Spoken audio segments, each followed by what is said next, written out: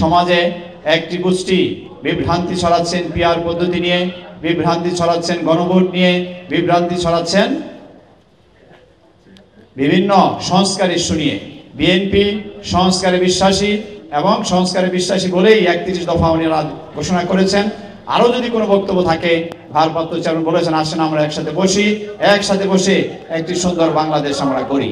ঢাকা 18 আসনের সকল মানুষ আমরা একটি সুন্দর ঢাকা 18 গড়ার জন্য কাজ করছি এবং বিশ্বাস করি ঢাকা 18 আসনের আমি ব্যক্তিগতভাবে নেতা কর্মীদের নিয়ে ঐক্যবদ্ধভাবে কাজ করছি। একজন স্বচ্ছ পরিচ্ছন্ন ভালো মানুষ এই আসন থেকে নির্বাচন পাবে, নমিনেশন পাবে ইনশাআল্লাহ, এবং আমরা ঐক্যবদ্ধভাবে কাজ করব এবং কোন অন্যায়কারী বা বিতর্কিত ব্যক্তি এই ঢাকা আসনে অবশ্যই বিএনপির ভারপ্রাপ্ত চেয়ারম্যান, বিএনপির হাইকমান্ড নমিনেশন দেবে না। আপনারা ভয়ের কোনো কারণ নেই।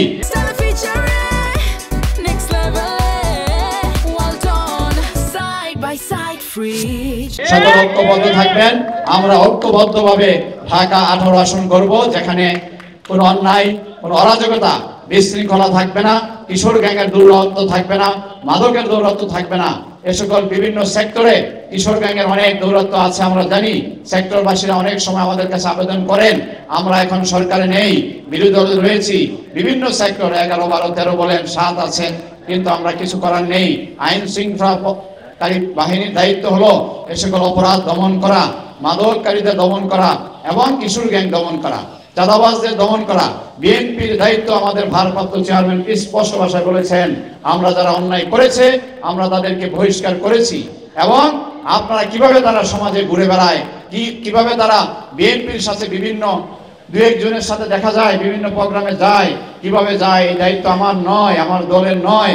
আপনারা তাদেরকে ধরে সেনাবাহিনীকে অনুরোধ করেছেন, সকল আইন শৃঙ্খলা বাহিনীকে অনুরোধ করেছেন, যেখানেই অন্যায়কারীকে আপনারা পাবেন ঐক্যবদ্ধভাবে মোকাবেলা করবেন, ভয়ের কোনো কারণ নেই। এই 5 তারিখের পূর্বে পেশিবাদ বিরোধী আন্দোলন সকল ঐক্যবদ্ধ হওয়ার কারণে সকল ষড়যন্ত্র এদেশের মানুষ রুখে দিয়েছে। এই পেশিবাদী সরকার বিগত হাজার হাজার কোটি টাকা তারা পাচার করে, লক্ষ লক্ষ কোটি টাকা পাচার করে দেশ থেকে পালিয়েছে। বিভিন্ন জায়গায় থেকে একটি বিশৃঙ্খল পরিবেশ দেশে তৈরি করতে চায়। অতএব আমাদের ঐক্যবদ্ধ থাকতে হবে, সাবধান থাকবেন। আপনারা যারা সামনে আছেন, আমি যতটুকু জানি আশেপাশে আপনারা ব্যবসা করেন, হকারদের বিরুদ্ধে আমরা না, যারা শ্রমজীবী মানুষ আপনারা ব্যবসা করেন, কিন্তু যেখানে সেখানে আপনারা বসে এবং মার্কেটগুলো আপনারা খেয়াল রাখবেন এবং সুশৃঙ্খলভাবে আপনারা আপনাদের ব্যবসা পরিচালনা করেন, সেটা আমরা আশা করি। এটা আমরা ইতিমধ্যে পূর্বে সিটি কর্পোরেশনে আমরা আবেদন করেছিলাম যে আপনারা কার্ড দিয়ে যারা ব্যবসা করছে তাদেরকে ব্যবসা করার দায়িত্ব এবং একটা জায়গায় আপনারা নির্ধারিত বিভিন্ন জায়গায় আপনারা বসার ব্যবস্থা করেন। যত্রতত্র হকার বসলে এলাকায় যানজটের সৃষ্টি হয়, বিশৃঙ্খলা হয়, এদিকে আপনারা খেয়াল রাখেন।